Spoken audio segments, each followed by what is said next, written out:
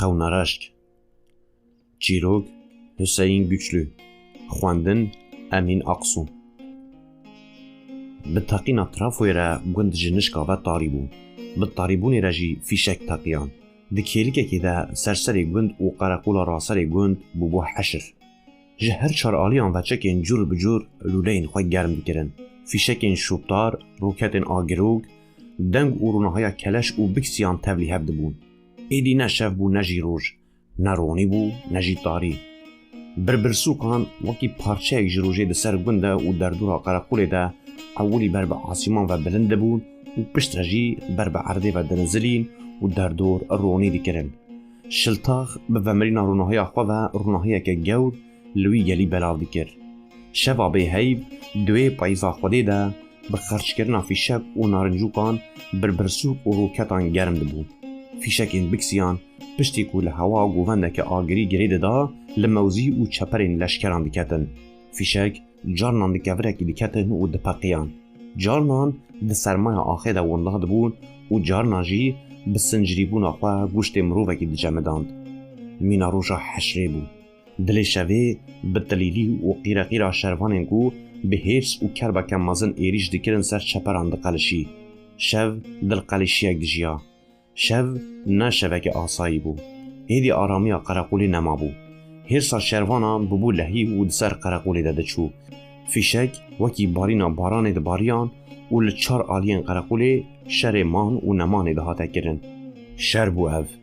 Yan tu yê bikujî yan jî tu yê bêyî kuştin. Di şer de ji xeynî van her dûreyan tûreyên din tune bûn. Xwezaya şer jî ev bû, kuştin. Wekî felsefê yan jî wekî tiştên din tûreyên din yên navberê qebûl nedikir, ranedikir. Kuştin bû felsefeya wê. Êdî kê û kê bikuje yan jî kî kê çawa bikuje ew cuda bû. Tevahî fikr û raman li ser çawa dikarin bikujin bû.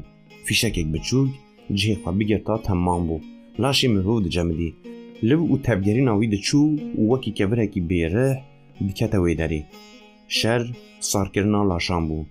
Yên şer dikirin dixwastin zûtir yê li hemberê xwe ji germahaya ruhê wan dûr bixin. Sarkirina ruhan bû şer. Şeran di germahaya xwe de mirînî dihewand. Ji xwe germbûn û sarbûn birayê yek û dû bûn ji hev nediqetiyan. Kêlîkek berê elaşek germ bûya kêlîkek din jî te hew didît êdî mîna qeşaye cemmidiye. Lempa tevîn şer dest pê kir. Çek bi giranî li ser qereqolê de dixebitîn. Keleşan, biksiyan û roketan deng vedan. Leşkeran jî li ber xwe dida lê ji ber zêdebûna fîşekan nedikarîn xwe ji cihê xwe bilapitînin. Di mewzî û qenalên ku xwetî de diparastin heya ku ji wan dihat şer dikirin. Berê çend çekan li gund bû. Lê tenê bi ser re davêtin.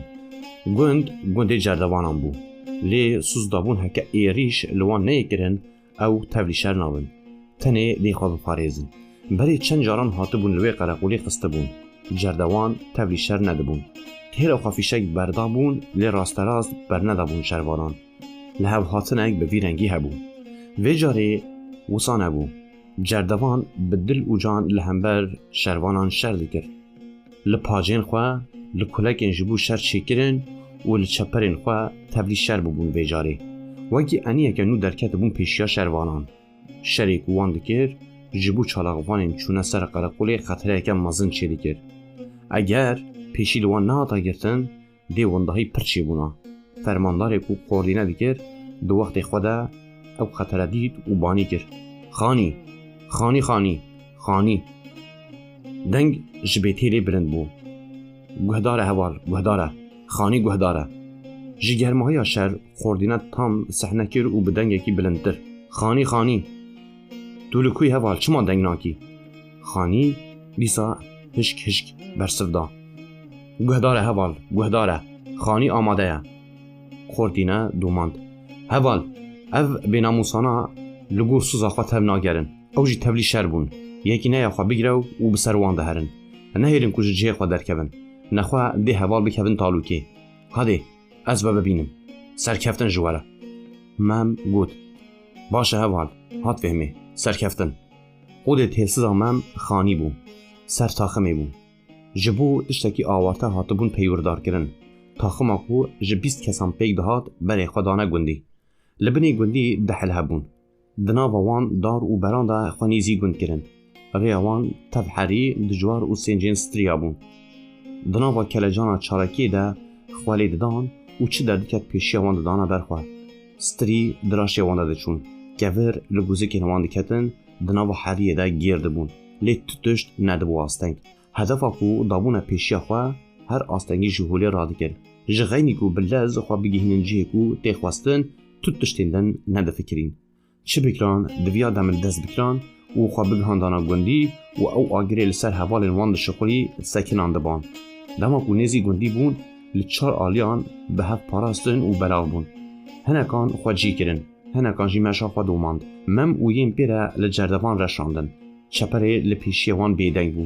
Lê piştî çendekî êrî berê çekên cerdevanan li wan bû. Şervanan êrişeke xurt bi ser çeperên ku cerdevan tê de bûn, wan jî çeperên xwe berdan û ketin nava gundî. Cerdevan li gund şerê xwe domandin. Çekdar di cûkeke nêzî gund de cî bibû. Li wir şer dikir. Cerdevanan çend narincûk li ser hev avêtin wan. Lê hêj nedigihiştin wan di teqiyan. Yek jî li pişt wan teqiya û her pênc di nava heriyê de hiştin. Kawa xwe negirt û got: Van bêbavan hindik mabû ku me bikujin. Hê gotina xwe xilas nekiribû, da xwe û ber bi gundî te vezî. Piştî çendekê dengê narincûka ku avêtî hat, dû re jî reşand. Mem bi dengekî bilind ji memyan re got: Memyan, tu ji min qut nebe, pêwîstiya min bi te heye. Memyan ciwanekî 17-18 salî bû. Di şervantiyê de hêj saleke wî neqetiya bû û pir xwînger bû. Ji wê jî mem ew nêzîkî xwe digirt ku tiştek pê neyê. Hogîr û sîdar dandû kawa. Mem û memyan jî dandû wan. Piştî çendekê li gund bûn. Rignê xaniyan ji xwe re kirin stav û wisa şer dikirin. Dizanîn eger şer bikeve gund, cerdevan bi xwe ve mijûr bibin, hevalên wan yên li ser qereqolê şer dikirin, rehet dikarin karê xwe bikin. Bi vî awayî hewl didan ku xetereya cerdevanan ji holê rakin. Li gûr dixuya ev xetere radibû jî. Êdî di gund de skak şer dikirin. Ji malan, pacan, kulekan, kadînan fîşek dihatin wan. Sing û sing şer dikirin. Diviya hay ji jûr jî hebûna. Lewre di nava gund de bûn û piraniya xaniyan jî diqet bûn. Şerekê ecêb dihate kirin. Li ser hevalên xwe fîşek kiribûn, lê êdî berê lûleyan li wan bû. Li ber riknê xaniyek dû ketibûn. Hew dît ku tipên ji erdî hat. Mem li gel dengî xwe avêta erdê û qîr kir. Memyan, xwe bavê ji erdê. Hê gotin di devê wî de bû, narincûk teqiya û pêd jê çû. Parçeyên wê ser re çû û bû vizîna wan. Dîza banî memyan kir. Memyan, tiştek li te bû? Tenê nalînek bihîst. Ber bi nalînê ve bezî. Memyan di nava xwînê de bû, fîxa wî bû. Nedikarî biaxive. Piştî çendekê jî li ser çûkên mem di nav helepê wî de sar bû. Germahiya ji laşê memyan yê zarokî diçû. Bedena wî mîna textikekî bêrih di nav helepên mem de mabû. Mem çend caran hejand, lê bêfeyde bû. Êdî memyan bêrih û bêlivdan bû. Serê memyan hem bês kir. Hestan ew kişand nava xwe. Xwîna di demarên wî de digeriya germ bû. Germ bû heta kelî. Serê memyan bi nermî danî erdê. Dem sekinî dest avêt çeka xwe weke berkê temancê bezî û li ber hûrgir wan re derbas bû. Hûrgir banî kir. Hevalê mem çi bû? Tu bi ku ve diçî? Xwe nizm bike. Lê mem ew seh nedikir. Ne gotinên wî seh kirin, ne jî bersiv dayê. Heta jê dihat dibezî û direşand.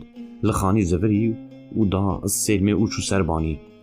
Du narincok bi hev re derxistin û xeleqên wan kişandin û kulekê re avêtin hundir. Lê kerba wî nedişkest. Xwe kir û narincok jî bi pajê re avête hundir. Piştî sê teqîna keleşa ku di hundir de şixulî bêdeng bû. Mem ne li ser hişê xwe bû. Agirê tola memyan di laşê wî de digeriya. Tenê tol hebû hingê. Ne mirin, ne jiyan. Tenê tol. Tolê ew dîl girtibû û nedihişt ji xeynî tolhildanê birive. Bijene dirê wî. Şer wisa bû. Xaleke wî heye. Mirov çiqas bêje ez ê hay ji xwe hebim jî, pêra êşê kengê dilê mirov dipertîne, êdî dil dixwaze bi xwe re her tiştî bişewtîne. Mirov bêrih dîtina hevalê xwe re venêra xwe winda dike. Yê ku nedîtî, ne jiyayî bila roman jî neke. Ku çima mirov bi xwe nikare. Di vê keliyê de hest robarekî ji agirî û bi dîl û hariya şewatê çi bibîne deber xwe. Carinan خوش ده برخوا ما کی دگاره خوش آگری طوله خلاص بکه طول و جنک صوتینگره هر تشدید شوتینه چه دخوا تیر نابه هر پاری چاورچی بوناوی مزنتر دکه کنگه و جنیا طوله با آستک بلند لاش مروف دگره ایدی مروف جوی حالی در ناکه و دکه و حاله کدن پشتر مروف بخور روشک و کتیه ناس ناکه شاش دمینه که چاو او تشتگرنه و کتیه وی حالی ویجا هستیم دشتر ده ولی سیخوال دست عاقل و وجدانی رزگار بکه بی ایمانن چه دیکه بر نابینه دخواه او دچه تیربونا هر دویان جی تونه نه هست و نه آگر مم خواه برداجیر بچند پهنان در کشاند و کتا او دی و لی رشاند خانی و ینته ده لبر چاوان مینا مالکی رشبون او مارکو ممیان شیرین لبر دلیوی جکیله کاوی بربو و چوبو گرماهای جانوی جلاش جوان کشاند بو دوی ماری رش تواهی به هبونا خواه بن عربه به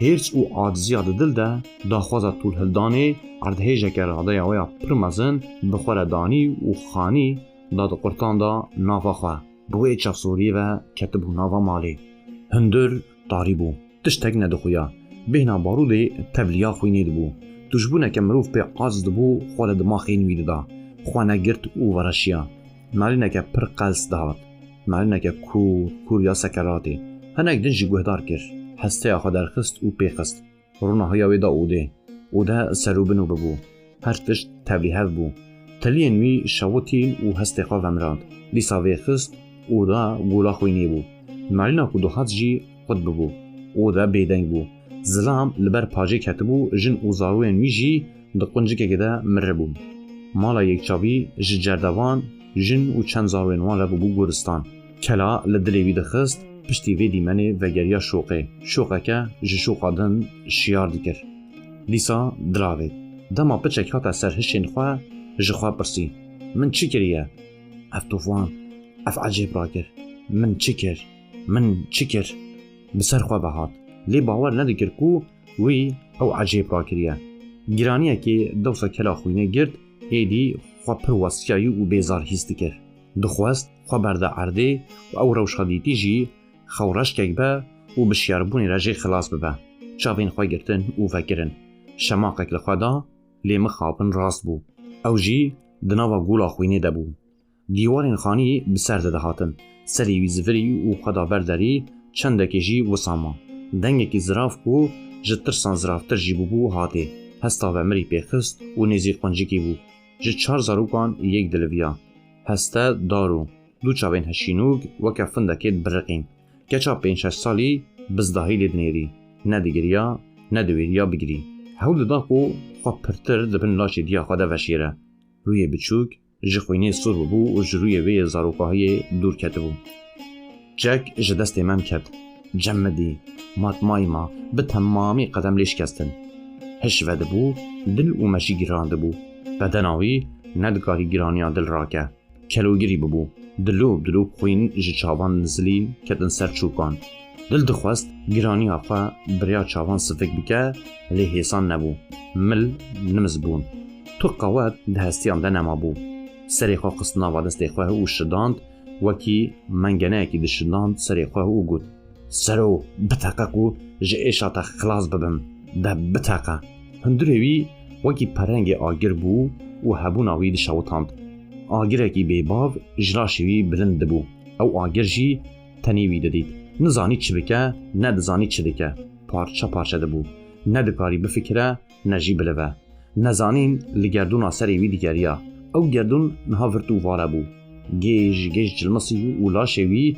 بسر هفده داوره وی لناوا اوده کومک گوشت او هستی بو بزمینه اوده و زلقی بگرینا کچکی هات سر شیخوه کچک جی دیگری گرینا کو عجیبه دیخوا جبنده و ترسی رزگار بکن یا کچکی جی وصابو لاشی خوی هورگ حجره دکری دهجی و درجفی مهم رابو سرخوا چو کچک راکر و هم بیسکر نکش شدایی و ده ایشه ده هر دو دکرن یک ایسکا کچکی بو مهم جی به آخافتن بو و دگری هر دو تنه دگریان دمک وصا به هفمان پاشه مهم روی به پاقش کرد لبرین نوی گریا لی تو برین ندیدن جوی توفاناوی راکری او تفال بی برین فلتی بو کچیک را کر جوی گولا خوینا قومایی بدور خست.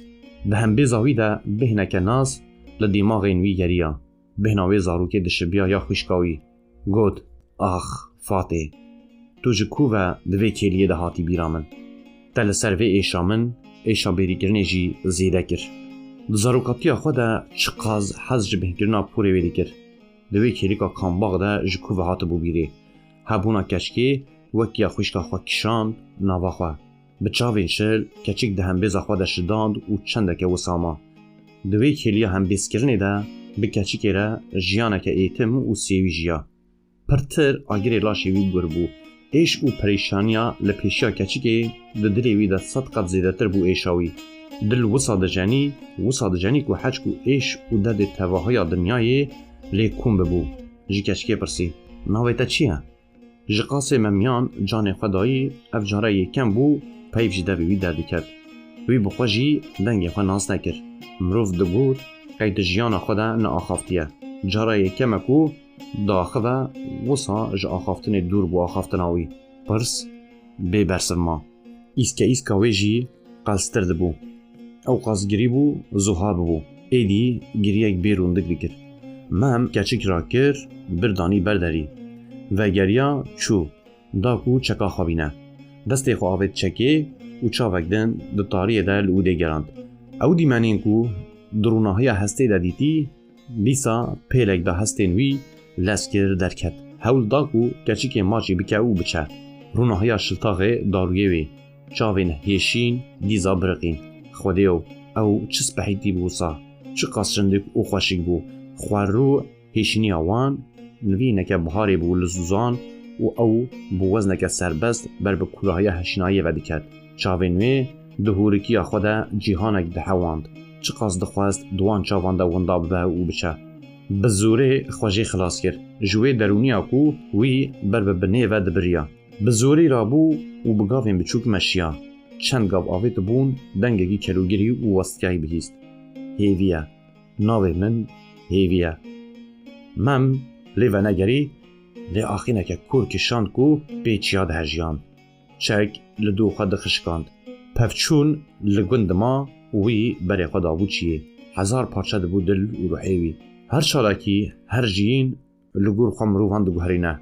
لورینک نوایه که هر مش ریوچون و سرپیهاتی آن هیا. مروف چه قاس پلانان چیه بکه خواه موتیوه بکه جی نه پیکانه کو هر تشت و صاب مشه. بلا هاک نهاتیه گوتن کو تاوری گور جیان جی هشینه وکی چاوین هیویه. شر او چالاکی جی شفت بونه نه جیانی نه. لور پر تشت دگوهرن. پر کس و فکر پر هست و مست. هر چالاکی بستکا خود یار دیکه و جخوره نافگینان دا آفرینه. شر او پفچون زندینه. جمروف دخواه و لمروف زیده دیکه. دوی مروف های جی هبه. تنه نبا خوارنا بردوی وان. من به چالاکیه که کو سری حتی بنی هاتی گوهرتن بر بچیه و دمشیا. و دو تواهی مجیه ویده تنه چاوین هیویه دبرقین.